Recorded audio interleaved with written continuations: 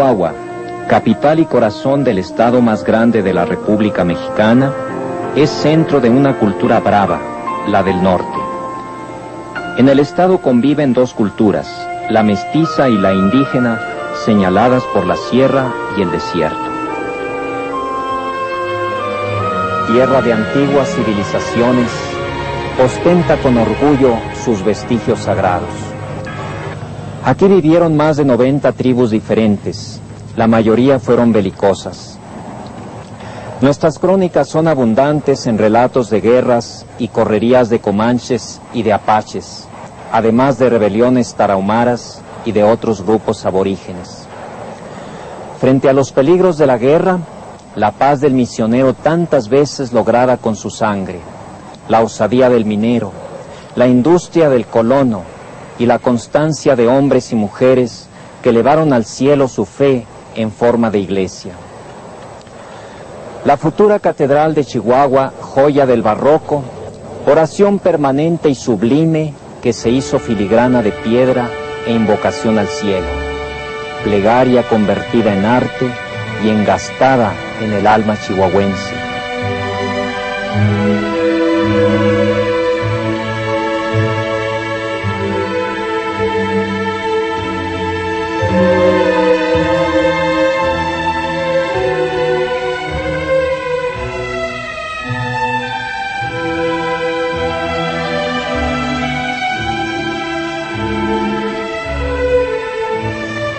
Hagamos historia.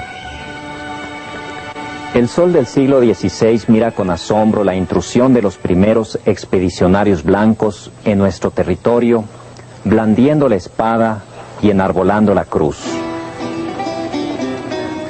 En 1652, Diego del Castillo descubre las minas de Chihuahua y posteriormente se establecen los primeros vasos de fundición a orillas del río Chubíscar. En 1707 se descubren las minas de Santa Eulalia de Mérida. En 1709, el 12 de octubre, el gobernador de la Nueva Vizcaya, don Antonio de Deza y Ulloa, expide el decreto de fundación del Real de San Francisco de Cuéllar, cabecera parroquial y alcaldía mayor. Con la anuencia de los vecinos de Santa Eulalia y los habitantes del llano, se ubicó en la confluencia de los ríos Sacramento y Chubíscar.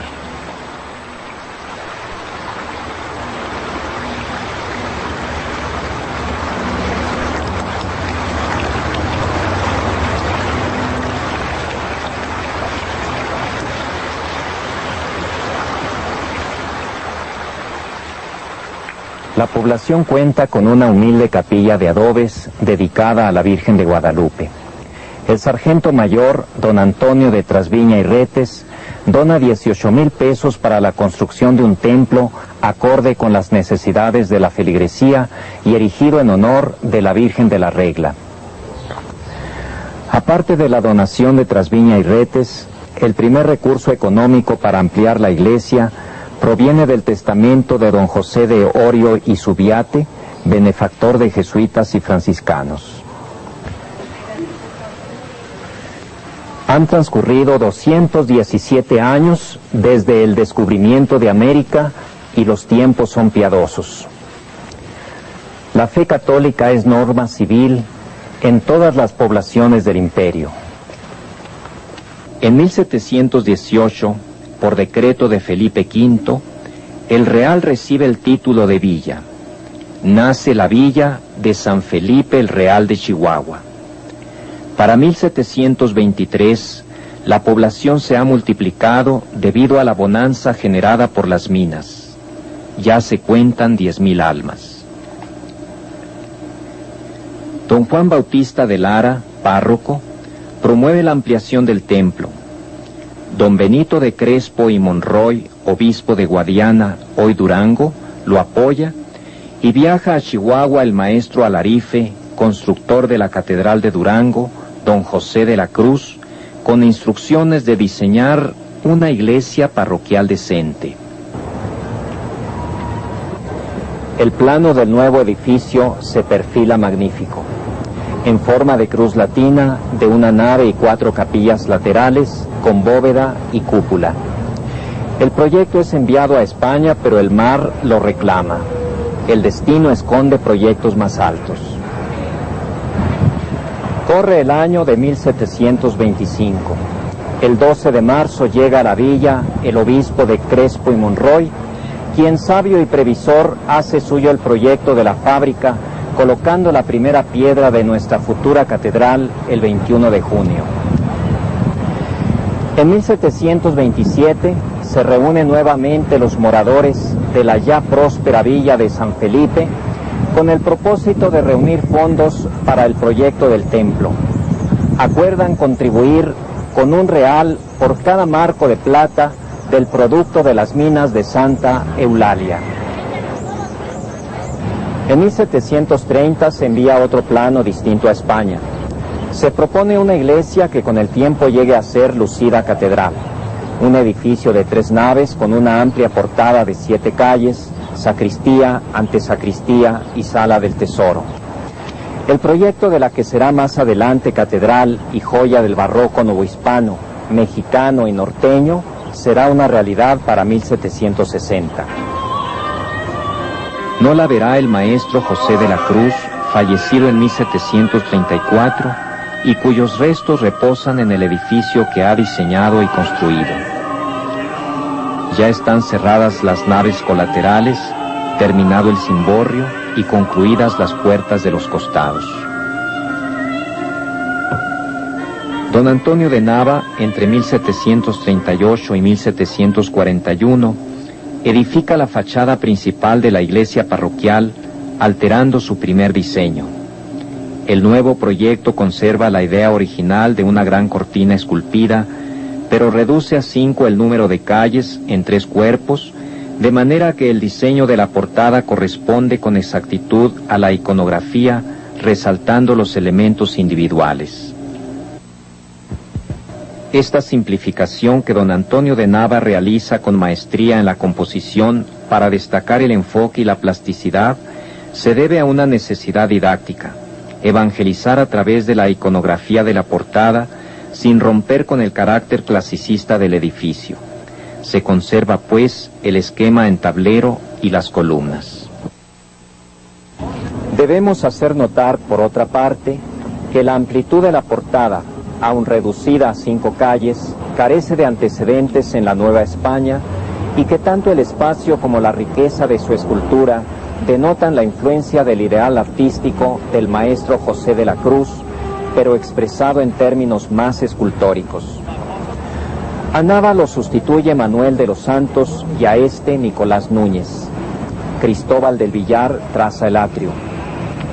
En 1757, tomando en cuenta que faltan por concluirse las torres, las piezas conexas al edificio y el ornamento exterior, se convoca otra junta pública y se renueva la contribución voluntaria sobre la plata.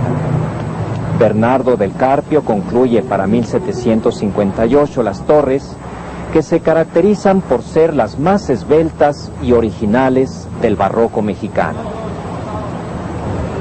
El templo se termina y se dedica en 1760 con gran pompa del clero y regocijo de los fieles durante la visita pastoral del obispo don Pedro de Tamarón y Romeral. Catedral está ahora a nuestra disposición. Nos invita a recorrerla descubriendo su concepción arquitectónica e iconográfica, tesoros invaluables de fe, arte e historia.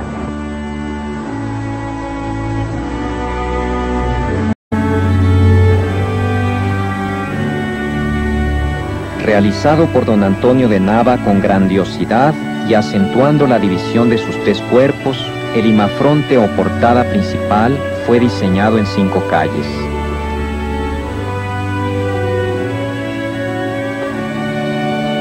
Las columnas del primer cuerpo presentan estrías y contraestrías ornamentadas con motivos vegetales que se cortan por medio de un anillo hundido en el fuste a modo de escocia. Las bases son clásicas y los capiteles corintios. Las columnas del segundo cuerpo producen una impresión salomónica en la parte central adornada con guirnaldas onduladas y estrías zigzagueantes. Son columnas estípites ligeramente cónicas. De las columnas en el tercer cuerpo, una sección es estriada y la mayor orna su fuste con guirnaldas y estrías en espiral. La calle central contiene a la puerta principal con arco semi-octagonal inscrito en otro de medio punto. En la clave destaca el trabajo de la tiara. Ángeles desmadejados flotan en la hojarasca. La ventana del coro se enriquece con relieves. El zócalo anuncia, como advocación simbólica de la Virgen, un sol hermoso entre querubines. La clave del rosetón ostenta un San José que sostiene un niño Jesús de más de 8 años. Enmarcada por un bellísimo contorno mixtilíneo, la imagen de San Francisco remata con una balaustrada neoclásica reciente y el reloj suple a las armas reales de España, que en color y relieve se ostentaban hasta antes de 1823. Un ángel ocupa el lugar de otro que poseía características barrocas semejantes a los de las fachadas laterales.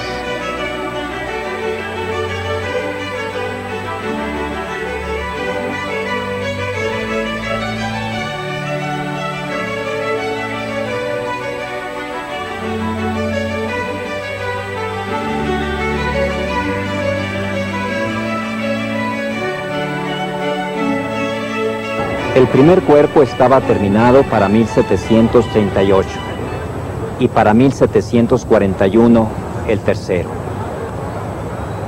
La iconografía incluye, presidiendo el conjunto desde los nichos, a los apóstoles del Señor, con excepción de San Matías, pero incluyendo a San Pablo, apóstol de los gentiles, y a San Francisco de Asís, patrono de la parroquia.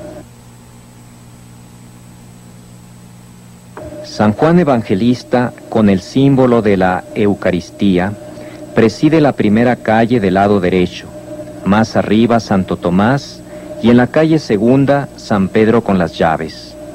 Arriba San Judas Tadeo, en el tercer cuerpo San Felipe, patrono de la villa de Chihuahua, y enseguida San Bartolomé junto a San Francisco. Hacia la izquierda en la primera calle Santiago el Mayor, y en el segundo cuerpo San Mateo. Junto a la puerta principal en la calle segunda, Simón el Celote. Arriba, San Pablo con la espada. Ya en el tercer cuerpo, Santiago el Menor y San Andrés, hermano de Pedro. Las esculturas de los nichos no están a la altura artística de los relieves, pero el trabajo de los canteros en la creación del frontispicio resulta magnífico en la talla de sus adornos. Las puertas laterales están enmarcadas con fachadas de 2 cuerpos. Las columnas del primer tercio se ornamentan con grandes hojas y volutas de tallos. El resto de los fustes es acanalado. Los capiteles son corintios.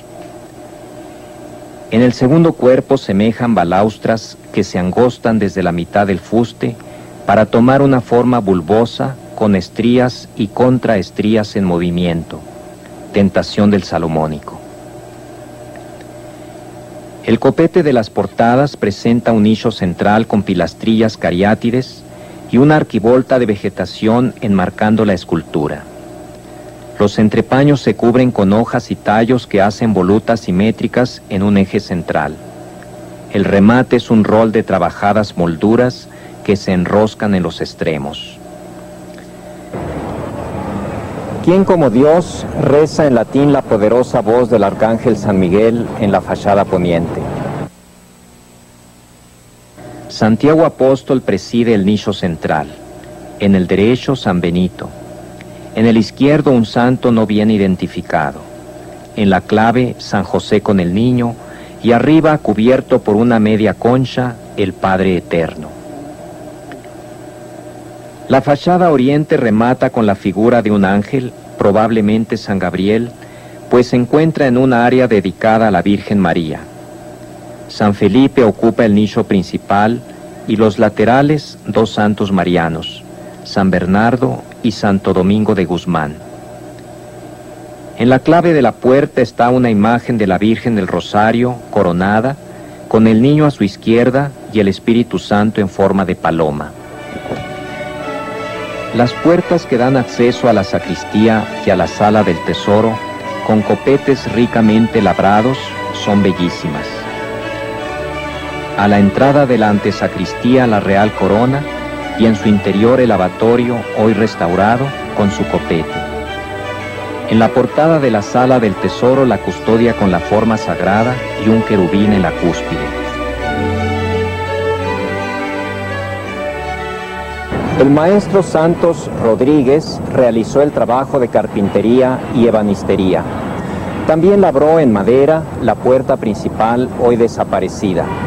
El maestro Martín de Orozco realizó la herrería, clavazón, chapetones, cerraduras y llaves.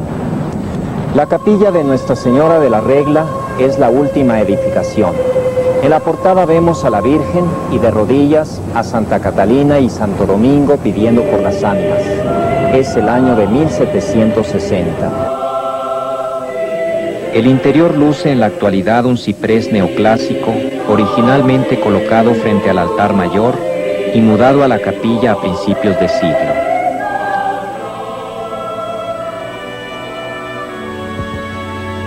Junto al cubo de la torre, el osario o pozo de ánimas se corona con una imagen de San Francisco intercediendo por las ánimas. El conjunto es sencillo y bello. Abajo hay una cruz inscrita sobre una concha que le sirve de nimbo.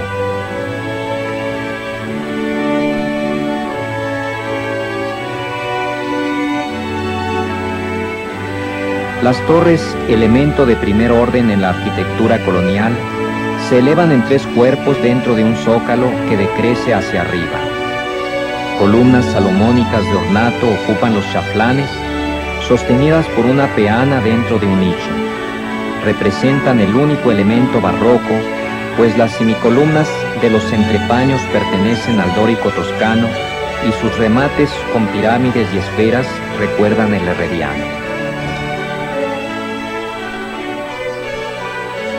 Según don Francisco de la Maza, es ese ligero y atinado toque de lo salomónico lo que le da a las majestuosas torres de Chihuahua su gracia extraordinaria. Pariente inconfundible de las torres, la cúpula tiene como base un tambor y ventanas octagonales enmarcadas en molduras. Los soportes de la cúpula son columnas toscanas y pilastras unidas. Solo la linternilla remata en columnas salomónicas y los capiteles son corintios y guardan el modelo general del edificio.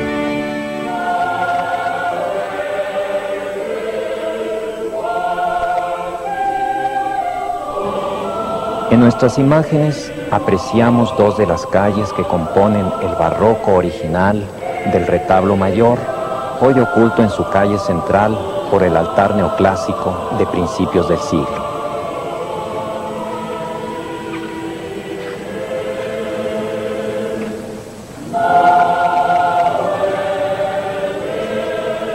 El retablo original es de cantera, pues el rey Carlos III había prohibido los retablos de madera debido a los frecuentes incendios que se originaban en las iglesias. Es un cuerpo integrado en tres calles divididas por estípites convencionales. El nicho central era ocupado por la imagen de San Francisco. Las calles de los costados, ornamentadas con guardamalletas, presentan una ligera curvatura que les quita rigidez. En los nichos laterales pueden verse las imágenes de Nuestra Señora de la Regla y San Felipe Apóstol. El copete original desapareció y fue sustituido por uno más ostentoso.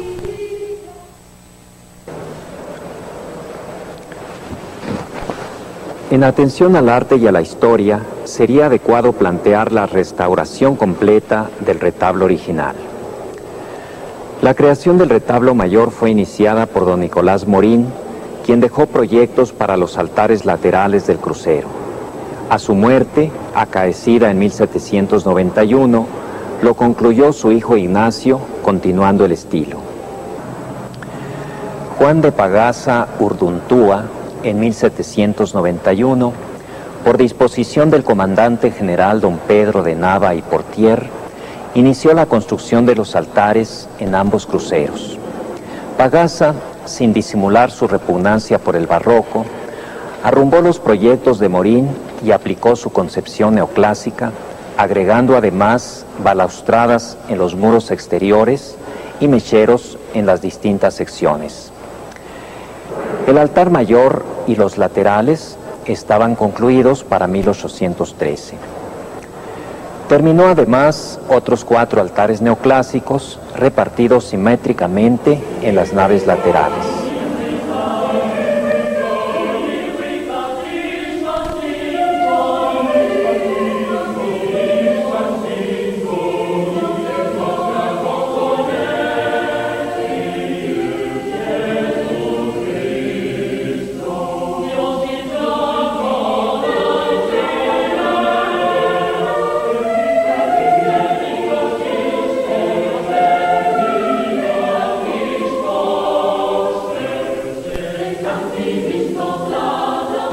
La capilla y retablo del Señor de Mapimí, diseñada desde el primer plano que se perdió, está en el cubo de la torre derecha.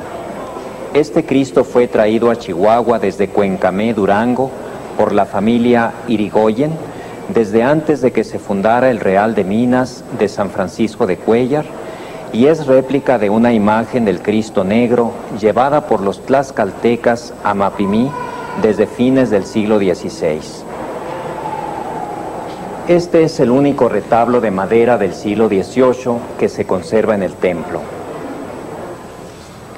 En el cubo de la torre izquierda se encuentra el bautisterio. La pila original fue trasladada al templo del Santo Niño.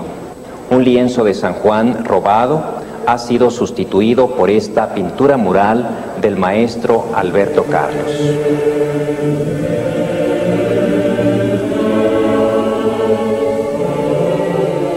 El interior lo conforma una nave central y 2 laterales.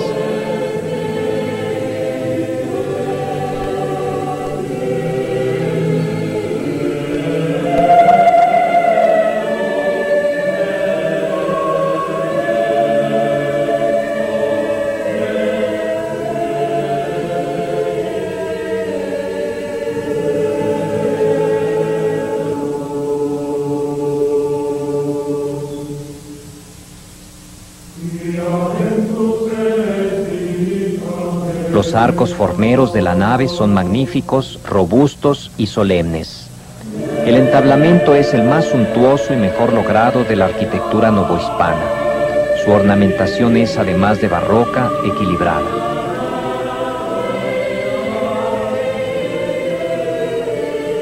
La cornisa está ricamente adornada con molduras vegetales y modillones.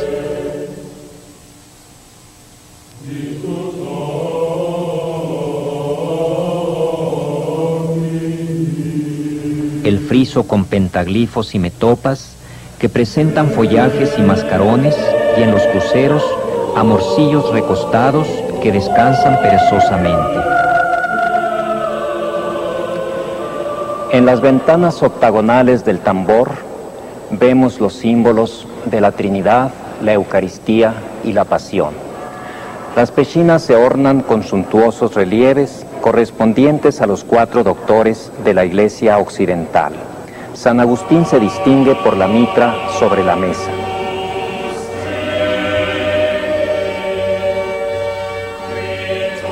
San Gregorio Magno con solideo y sin barba. San Jerónimo con capa cardenalicia y un león que lo singulariza. San Ambrosio con birrete y báculo.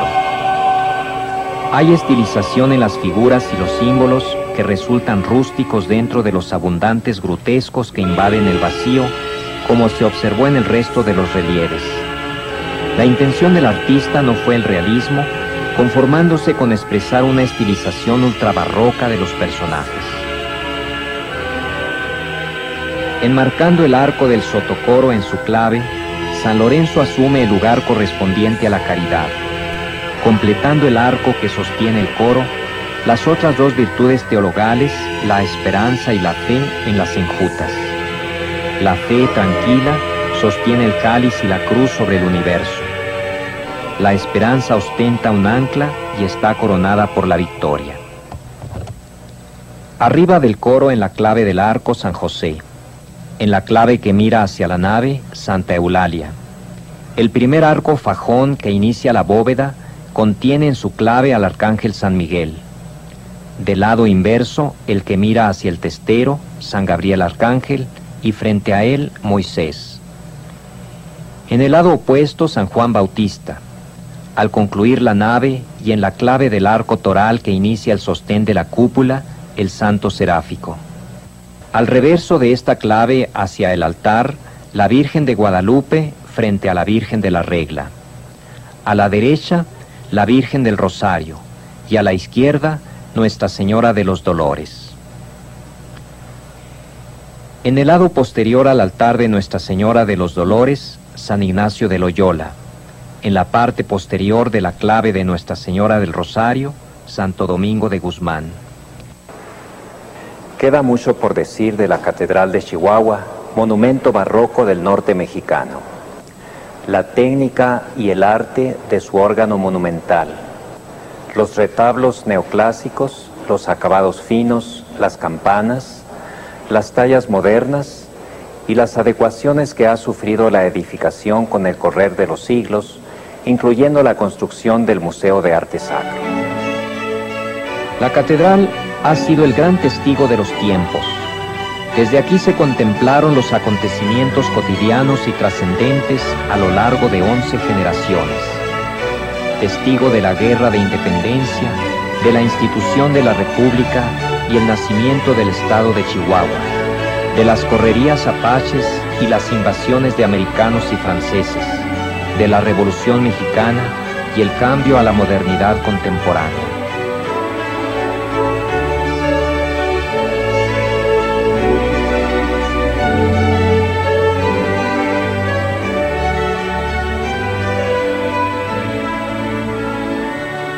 Catedral de Chihuahua, monumento viviente que palpita al unísono del corazón chihuahuense, casa por donde se adentró la historia para hacerse esperanza, sagrario de la identidad mexicana en nuestra tierra fronteriza, enclave del pasado que traduce el presente y promete el futuro, porvenir que se queda para siempre como una reliquia congelada y dinámica en el tiempo, en nuestro tiempo.